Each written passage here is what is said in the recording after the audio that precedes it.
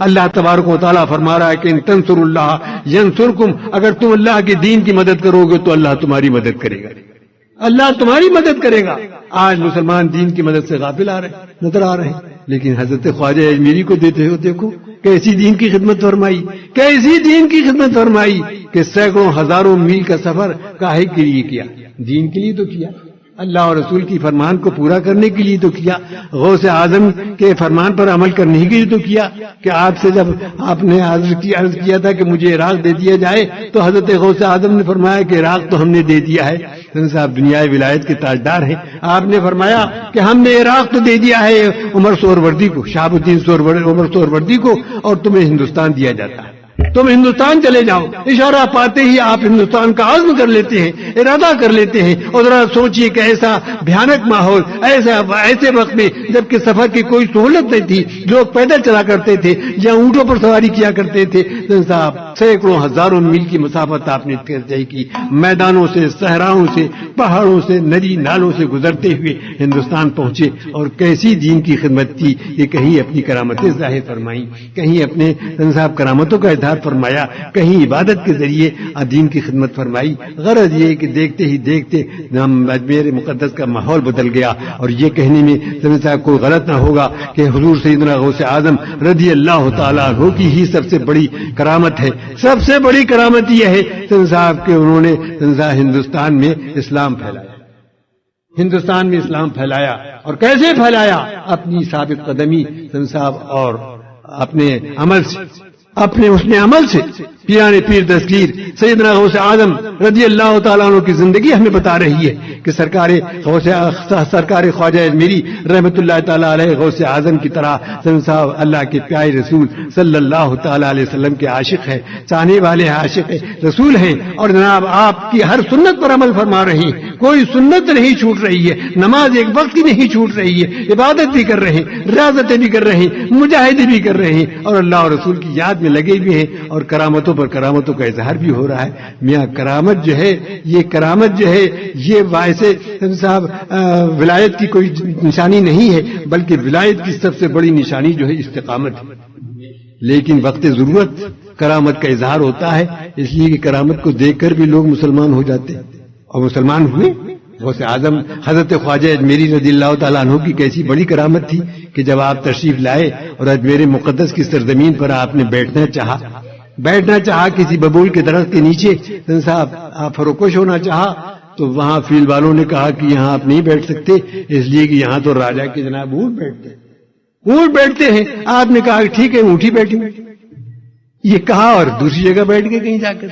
دوسری جگہ بیٹھ گئے۔ شام کو اونٹ آئے راجا کے وہاں، اونٹ بیٹھ گئے۔ اب جناب صبح ہوئی تو اونٹ بیٹھے ہوئے ہیں، انہیں اٹھایا جا رہا ہے تو نہیں اٹھ رہے، ہلایا جا رہا ہے تو نہیں ہل رہے۔ آپ پریشان ہو گئے، یا اللہ یہ کیا ہوا؟ دوڑے ہوئے راجا کے پاس گئے اور ان سے کہا کہ راجا صاحب آج تو ایسا ہو گیا کہ اونٹ نہیں اٹھ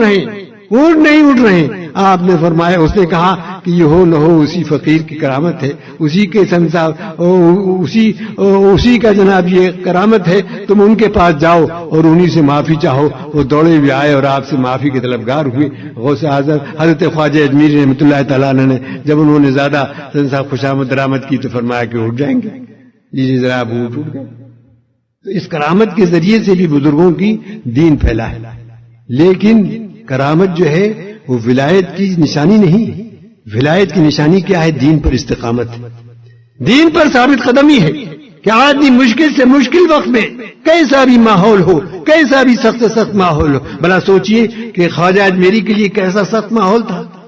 کہ وہاں کوئی اللہ کا نام لیوا نہیں، تو ظاہر ہے کہ جب اللہ کا نام لیوا نہیں ہے تو آپ کا کون دوست ہوگا؟ سب آپ کے دشمن تو تھے، سب طرف سے دشمنوں گرے ہوئے، لیکن دین پر قائم، دین پر ثابت قدم ہے۔ یہی وہ لوگ ہیں کہ قرآن فرما رہا ہے کہ ان الذین قالوا ربنا اللہ ثم استقاموا، کہ بے شک وہ لوگ کہ جنہوں نے کہا کہ ہمارا رب اللہ ہے، پھر اس پر وہ قائم ہے۔ کیسا قائم رہے کہ آپ کو اذیتیں پہنچائی گئیں، جادو کیے گئے، سب کچھ کیا جا رہا ہے، لیکن آپ ہر آنے والی مصیبت کا خندہ پیشانی سے استقبال کر رہے ہیں۔ لیکن اس کے باوجود یہ نہ سمجھ لینا چاہیے کہ بھئی ولی سے اگر کرامت ظاہر ہو تو وہ ولی نہیں، ولی سے کرامت نہ ظاہر ہو تو ولی نہیں ہے. ارے یہ کرامت تو اس کے لیے اس کے اندر یوں پیدا ہوئی کہ اس نے دین پر ثابت قدمی کی, دین پر ثابت قدم رہا, اللہ کے ہر فرمان کو پورا کرتا رہا, رسول اللہ کی سنتوں پر عمل کرتا رہا, اس لیے اس کو دین پر صاحب یہ اس کو کرامت ظاہر, اس سے کرامت ظاہر. اور دین میں استقامت یہی سب سے بڑی کرامت ہے. حضرت خواجہ اجمیری رحمت اللہ تعالی علیہ نے دین پر ثابت قدمی لی تو ان کے قدموں کی برکت ہے کہ آج ہندوستان کے گوشے گوشے میں دین پر اسلام پھیلا ہوا ہے, اور ان کے چاہنے والے جو ہیں, ان کے شیدائی جو ہیں, وہ سال بسال ان کے مزار اقدس پر حاضر ہو رہے ہیں. مگر یہ صرف حاضر ہونا جو ہے کام نہیں آنے, وہ قبول فرما لے, اللہ قبول فرما لے تو اور بات, لیکن ایک طرف تو خواجہ کا دامن نہیں چھوڑو گے اور دوسری طرف ایک وقت کی نماز بھی نہیں پڑھو گے, تو کیا خواجہ کا دامن تم نے خاک پکڑا؟